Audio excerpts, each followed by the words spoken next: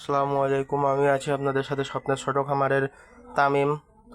তো আজকের আমি আপনাদের সাথে একটি নতুন জিনিসের পরিচয় করাই দেবো, যেটা আমার স্বপ্নের ছোট খামারের জন্য নিয়ে এসেছি। তো এই জিনিসটা দেখুন তো, আপনারা চিনতে পারেন কি?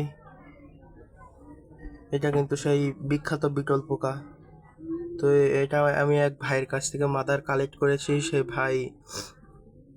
ভাই পাঠিয়েছিল কালকে রাত্রে, তো আমি বাসায় ছিলাম না। আমার ছোট ভাই কালেক্ট করেছিল, করে রেখে দিয়েছিল। তো পরবর্তীতে আমি এসে সম্পূর্ণ কাজটা করে দিয়েছি।